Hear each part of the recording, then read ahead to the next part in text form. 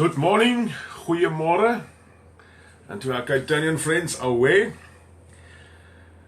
Good morning, Ilana. Jeez, I'm a bit blind this morning. Good morning, my own sister's watching me this morning. Good morning. Oh, good evening. Let me rather say good evening. You guys are all in South Africa. Natasha, good morning. Guys and girls, this morning I have to speak about three different things. One of them is the costs, and the second one is myths. And then I'm going to touch a bit on jobs. So I'm quickly going to run through a few things, especially for the women out there. I want to have a bit of a correlation between what you buy normally in South Africa versus what you can buy in New Zealand and the price for that. I see more people. Roselle. Oh, where's Sean? I'm glad Sean is here this morning. Last week he was a bit late, so I'm checking up on him a bit. Guys, let's talk milk. Milk costs $3.41, so 34 Rand. I'm just going to do 1 to 10. I probably think that'll be the easiest to do a 1 to 10 forex exchange. So every $1 here is about 10 Rand in South Africa. So milk will be about 34 Rand for a 2 liter. Then cucumbers is a bit expensive now, it's 40 Rand one. There's a 3 liter milk for 50 Rand. Onions is 99 cents or 10 Rand a kg here. Bread, everybody buys bread, that's 28 Rand a bread. The wife promised me this morning that I'm not allowed to sugarcoat anything, so I'm going to tell you the prices as we get them this side. There's quite a few deals going on at my favorite store. They've got fresh beef schnitzel at 129 Rand a kg. Fresh lamb shoulder at 139 Rand a kg. Hot chickens, big chickens cooked in the bag for 109 Rand.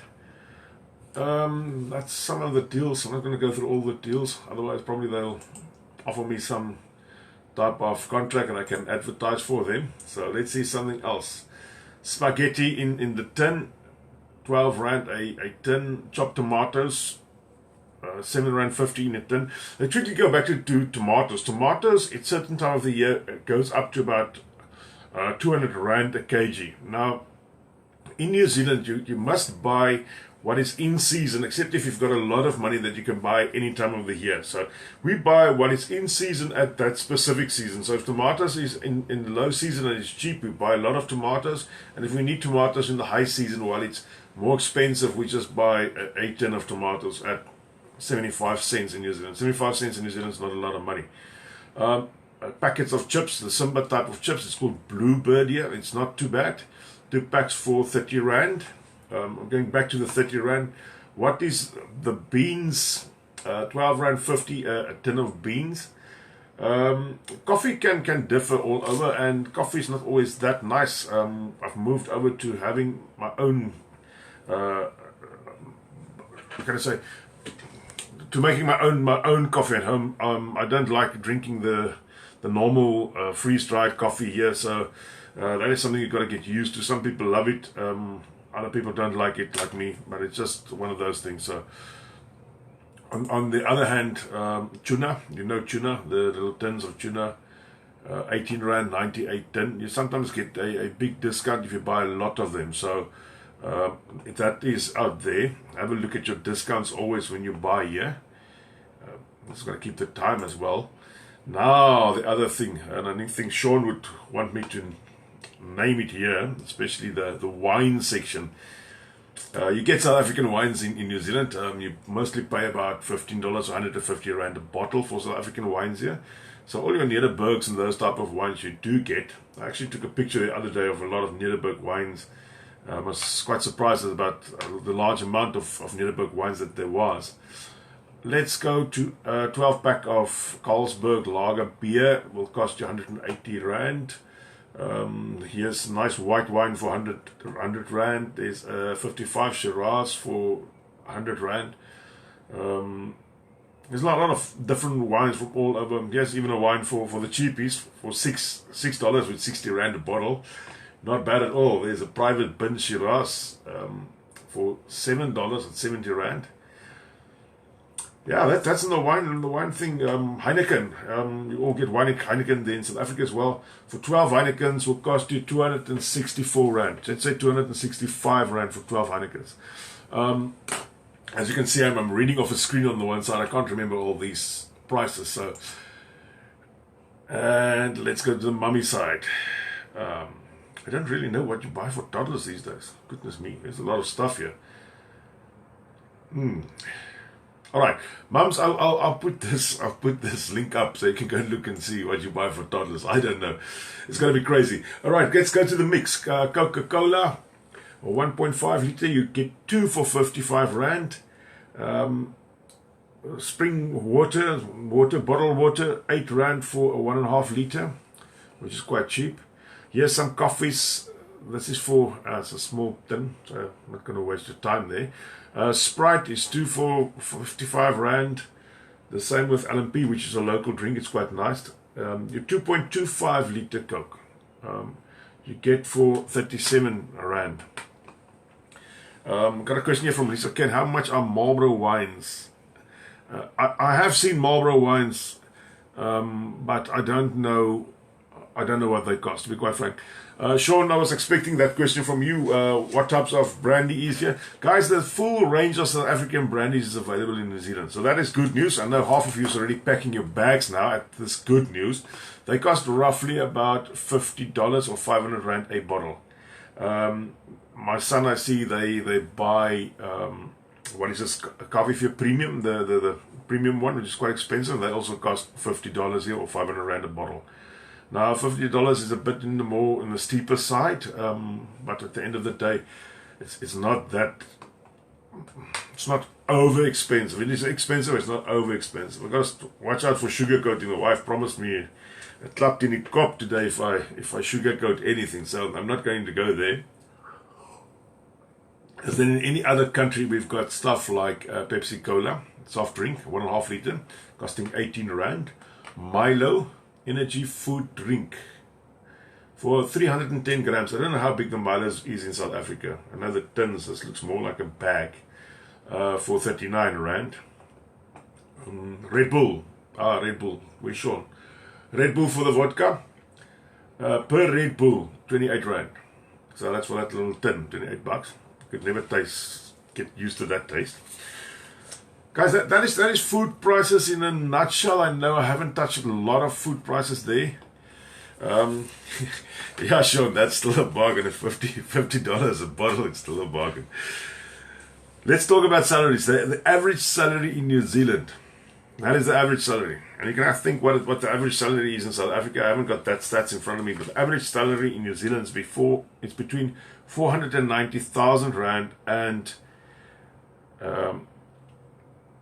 that comes down to 942 or 9,400 rand per week.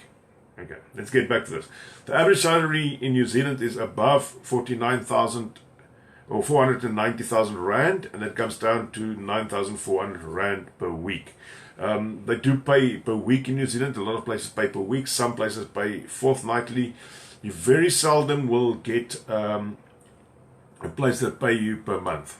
You also pay your rental per week. You pay a lot of stuff per week. If you buy a car, you can down pay that per week. Stuff that you do pay per month, it's your cell phone contract, your water from the council is like municipality here, then your power that you pay per month, your internet you pay per month. That's about the main things you pay per month. Anything else is flexible. In insurance, and that's what I do. In the insurance field, we can even go down to 2 weeks. Every 2 weeks, take off a premium from you. And this morning, let's go to one of the myths. One of the myths is it always rains in New Zealand. I've written down about 3 or 4 here. One of the myths is it's always rains in New Zealand, and this morning it's right, it is raining. We're having a bit of rain this morning, which is quite nice.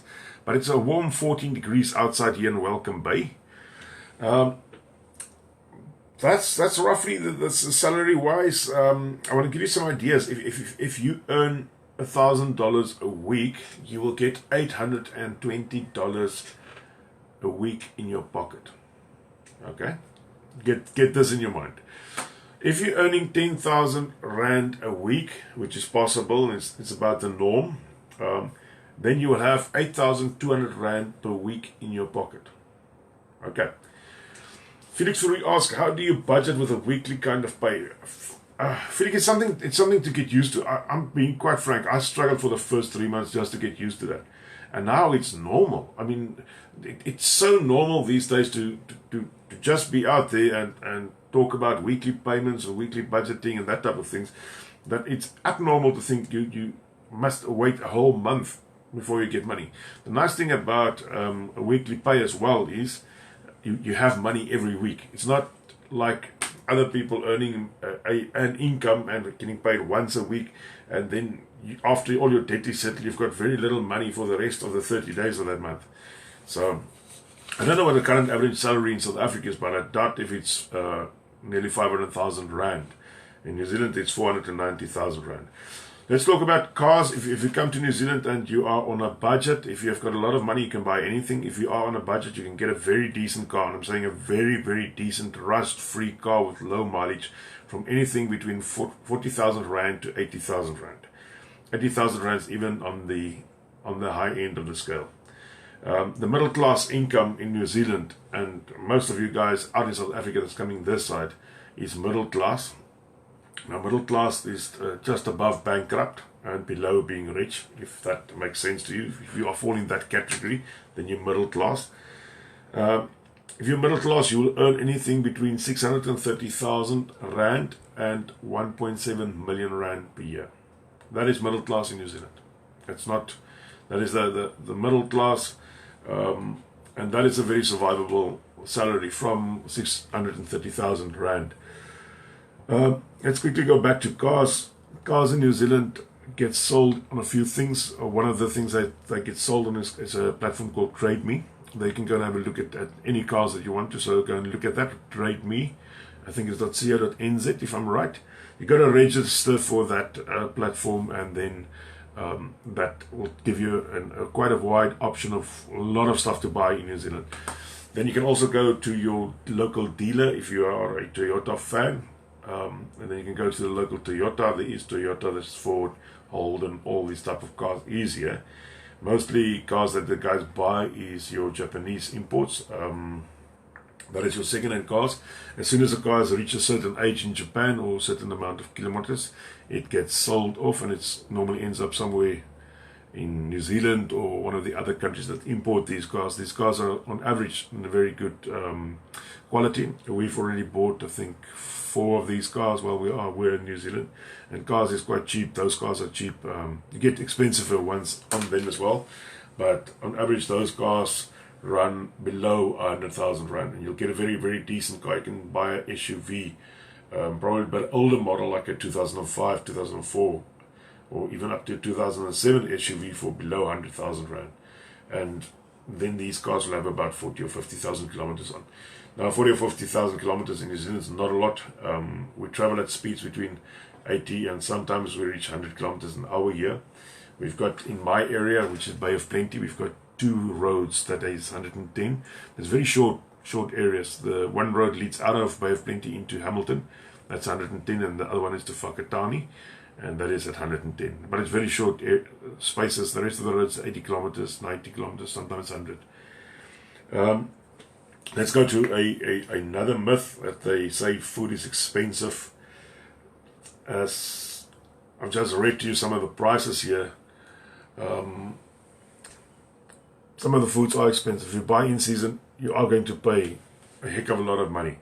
If you buy out of season and look at what is specials, you are going to get away for cheaper. I see Felix is asking how much is a 4x4 Toyota or D4D Bakkie. Or Ute, yeah, but there's no Bakkies in New Zealand, it's all Utes. Felix, I'll have a look for you a bit later and just post that there. One other thing which is not a myth is rental in New Zealand is expensive. If you work it back to South African money, you are going to pay in the region of $500 to $550 a week for your rental. That is 5,000 Rand or 5,500 Rand a week. That's a normal 3-bedroom, probably newly built type of 2-bathroom type of place. But there's also a massive shortage in homes in New Zealand. So that is one problem currently in New Zealand, and I'm going to call it a problem. Homes are scarce here. People are struggling to find homes. I spoke to someone in Whakatane last night, and they've been struggling for 2 weeks just to find a home. They've got to be out of their current Airbnb where they are now. So that is something you've got to keep in mind when you come here. But on average, the Kiwis love South Africans in our homes. They know we look after the homes a bit better because we've all been home owners back home. So, and when I say back home, I'm talking about the land of corruption. So that's where we all originate from. The other myth is there is no servants here. And that is more a truth than a myth. But if you really need somebody to come and cut your grass, there is grass services around. It's most probably a single guy doing everything. There's also people that are willing to come and clean your house. You just got to pay them 250 Rand an hour. And these people are fully booked, and they're doing an excellent service. So if you really cannot get to the basic thing, let's take a step back. The person that comes and cleans your house for 250 Rand an hour is not going to stay for 8 hours at your house. They're going to be 2 hours in and out. They clean the house and they're gone. So you're down about 500 Rand 8 lean. I don't think that's way too bad. I myself haven't used them at all, but I have other people, or know other people that have used these people that clean houses, and they are very satisfied on the type of job that they're doing. You just got to remember that, on the other hand, there is no cheap labor here. This is one thing that makes New Zealand a bit unique on the one side, and the fact is that if you work here, you get paid a decent salary. Even somebody that flips burgers at McDonald's is earning minimum wage. Minimum wage, I think it's now 170 Rand an hour, something like that. If you think of what you pay your girl working in your house, your domestic, do they call them servants, domestic, your maid in your house, they earn roughly about a day what people are earning here per hour. So that is a big difference between New Zealand and South Africa, what money is. I listened to a lady last night who sent us a voicemail or voice note on stuff that people have been telling her. She comes there from the Platteland or the Flatlands, is that the English version there. And there's quite a lot of rumors in South Africa about how bad it is in New Zealand. As they say, crime is everywhere. Crime is no better than in New Zealand than in South Africa. I've heard that one about the crime already. We did have a murder about 2 weeks ago. They did find the guy. There was a massive bus accident last night, which I've heard have reached the South African news as well. 5 people died, but immediately government sent out 5 helicopters to the scene to assist. And it wasn't such a remote area. It was about 20 kilometers from me, so they could have reached them by ambulance as well. It's just when stuff happens here, it's a very, very small scale, and government really, I would say, goes ahead and work around this, and they send helicopters, and the roads was closed. So a lot of activity going around if something goes bad here. So it doesn't just, murderers just don't walk around on the street anymore, like in South Africa. I see there's a question from Cindy asking public transport availability. We have these lovely yellow buses going all over, very much available. We have a bit of a problem with the train system, but there's trains running between Auckland, Hamilton and Wellington. I don't know about the South Island, sorry about that. Buses here, it's quite cheap. You get Uber here as well, so you can use your Uber app if you are here, and then you can rent cars from any airport, or there's even private people like Yvonne Bosman that rents out cars to South Africans. Aubrey and Sandra ask about the law and order. Do people follow laws and rules? People are very strict about laws and rules on themselves. They don't really drive over red robots. If somebody skips a red robot, that will be at the very last second when that robot is. They don't just go on like in South Africa. I mean, even myself, I stop at red robots these days. So it's been I had to adapt to that. I travel the speed limit. As they say in New Zealand, it gets frowned upon if you do not obey the laws. People do not throw paper out of the cars. Some areas, I know here in Welcome Bay, I've seen the other day somebody threw some trash out. It made such an uproar. It was on Facebook everywhere. People posted. They even went and they got their gloves on, and they went through this bag of dirt lying or rubbish lying there to see if they can't find who if there's not a name or address somewhere, they want to take it back to the persons. That is how far they go with the small things like trash. Law and order on average, there's a lot of cameras in New Zealand, and they check you all over. So it's just one of those things that people do obey. And if you stop at a place where you need to pay for parking, you do pay your parking.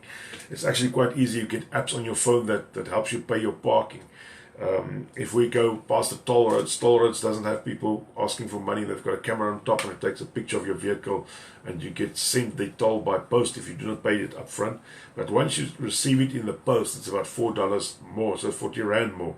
A toll is anything about $1.50, so 15 Rand to 21 Rand.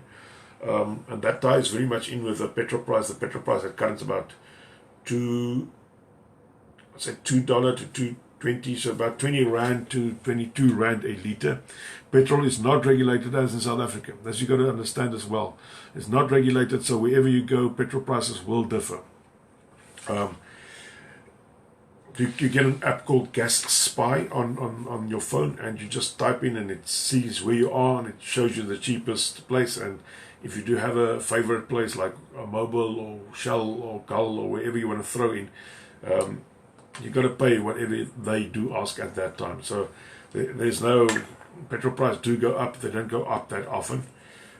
And then about once or twice a month, Mobil will have specials. Gull will have specials where they drop the petrol price by R1. Then I've also promised this morning to run quickly through jobs. I see our time is catching us. Felix diesel price, I think it's about 140. Let me quickly open the app there, and I can tell you. Diesel is much cheaper here, but you've got to pay a diesel tax. It's about $600 for every 10,000 kilometers traveled. Let's see if I can get the diesel. I'm currently on petrol. The nearest petrol station from me, and there's the app. It's called Gas Spy. I don't know if you guys can see that on that side. The nearest one is 202, so it's 20 Rand per litre. It's at Gull or Ropi this morning. Okay, let me see if I can get any. No, I can't get the diesel prices. Oh, diesel 132, 13 Rand 20 cents a litre of diesel there. So that's a diesel price. You get petrol indifferent 91. I think a 95. I just chuck in 91. Car works with that, so no problems with that. Quick back to the jobs this morning. We've got 7 minutes left. On the job side, we've been working with quite a few people these last 4 weeks. And I want to say the amount or the quality of the person coming to New Zealand is quite high. It's really good to see great people leaving South Africa and then arriving here.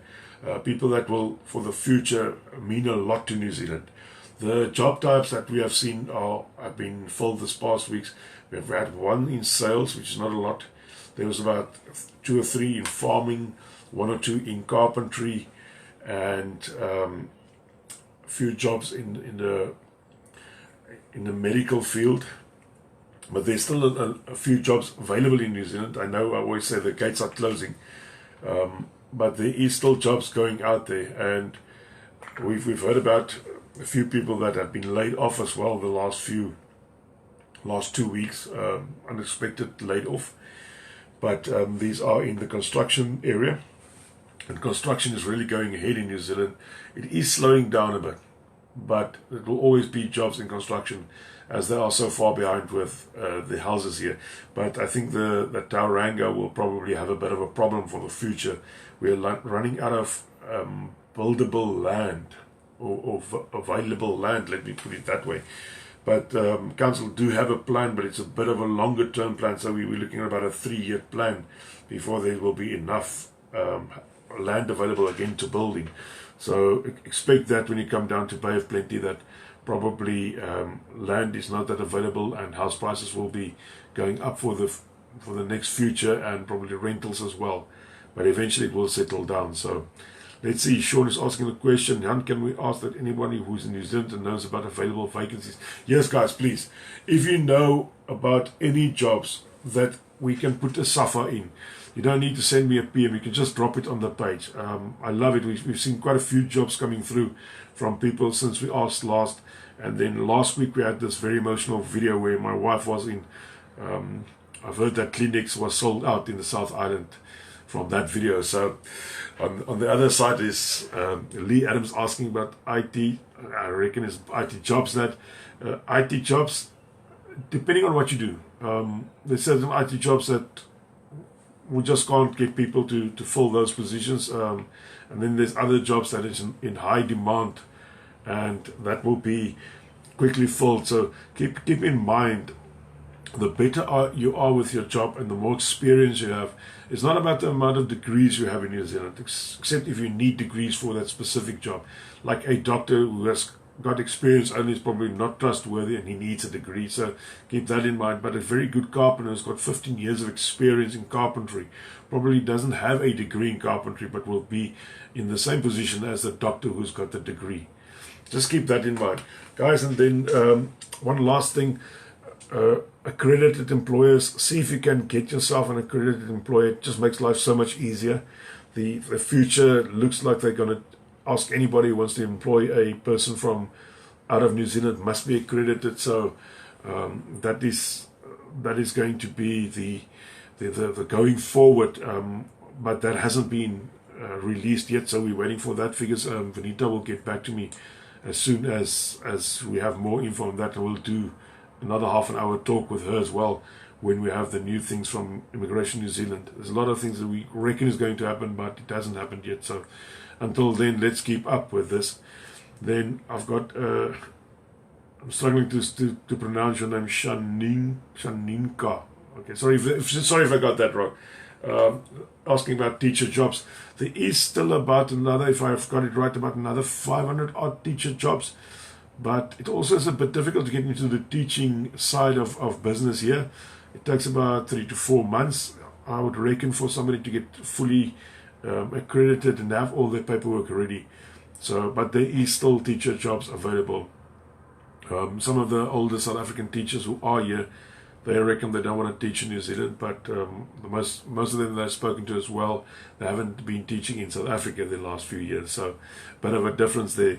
But there is still jobs available, and that, if that is the way you know, or you need to get into New Zealand, you've got to do it that way. From Tammy, how do we know if a company is accredited? There is an accredited company list. That list is not always accurate, as new companies doesn't come that easily on that list. And I think they only update that list every 3 months. But one thing you can do is you can just ask that company, guys, are you accredited? And sometimes they would also put in the ads an accredited company. Lazelle Leroux maybe send a list of accredited dairy factories like Fonterra. Guys, you've got to do some homework yourself as well. Fonterra, I would believe, is accredited. Some of the South Africans I know have been employed there. Fonterra is one of the biggest ones in New Zealand, so that is what we call a very large company. Sean Lang, any idea what one needs to do if you have received a job offer but the employee is not an accredited employee? Sean, that's a tricky one. There's certain rules regarding that. They've got to prove that they have tried to appoint a New Zealand person to that position, and it's not always that easy to prove that, but they can prove that by the advertising that they have done. So it's just a bit of a longer process, and I think some of the stuff I'm not going to go into the immigration field here. That's Vanita's side of things. So there's certain things that immigration do look for, and that is quite important that you are 100% on top of that. My own sister saying I was going to drink some medicine as soon as I'm finished. I've had this bloody kiwi flu for about 3 weeks now. It's something that I haven't had since I had the heart operations for 2.5 years. I was quite blessed not to be sick at all, and then suddenly I got this kiwi flu, and I'm really struggling to get rid of this thing. I keep on coughing, and yesterday I went to the pharmacy, and the lady there gave me some medicine that everybody takes. So I've been taking that and I'm actually sounding better. So I asked her if I could bring the medicine back if it doesn't work, but she said I could. So I probably will go back to tell her it does work or not work. Let's see a quick last one from Samantha. Are there positions for qualified diesel mechanics, heavy duty forklift mechanics? Guys and girls, if you work with these two things, if you work with your hands, you will always have a job in New Zealand. to be quite frank. If you work with your hands, I'm not talking about somebody taking a spade and digging a hole. We've got excavators here for that. If you work with your hands, if you are the mechanic, if you are a carpenter, if you are a tiler, tilers get paid a heck of a lot of money. I was actually surprised the other day when I saw what tilers get paid. If you are a tiler, if you are even people doing carpentry in their spare time and then come to New Zealand and do that as a full-time job, that's also a way to get in. So, but if you work with your hands, you'll always find work for yourself in New Zealand. That's just one of those things. I see Internet Van Sale says I need more brandy at $50 a bottle. That's still a bargain. So yeah, if you have 15 years experience, you still have a chance to get. Oh yeah, you do. I mean, it just depends on what job you are applying for. It's quite important that you get that right. There's some of the jobs that do need a degree. It's just one of those things. You can't get around that. And I know in South Africa, some people have gotten away with having no degree but working in a job that actually needs a degree. And the same is here, they do check up on that. Also make sure if your degree is one that is accepted in New Zealand, therefore they've got this NZQA, it costs you something $742, and then you can have your degree assessed there. Guys and girls, on this lovely morning, sun is shining or starting to shine underneath this cloud cover that hangs all over this island. When we have a bit of a drier spell, and within, I think it's at the end of the month, we're going to be an hour earlier. Use the Facebook Live will still be at 8 o'clock South African time, but it will be at 7 o'clock in New Zealand, and then we will have about sunshine outside, so we'll pop out a bit more as soon as it becomes a bit drier, and to give you a bit more of the views that we have from here. That's me all the way from Welcome Bay in North Island. My name is Viljoen. If you are ever in this area and you feel like a cup of coffee, a cup of coffee costs you 50 Rand. I'm willing to sponsor that 50 Rand to buy you a cup of coffee. So pop in, come say hello. If you want to speak to me in Afrikaans, I can do the Afrikaans thing. So I can actually speak Afrikaans, and I help a lot of clients in Afrikaans. And to the Afrikaans people out there, that was one of the last myths that I wanted to talk. People said you'll never hear Afrikaans anymore. I'm actually speaking more Afrikaans in New Zealand than I have done in South Africa. I lived in Cape Town, and I have had tons of clients that are looking the same as me that do speak Afrikaans.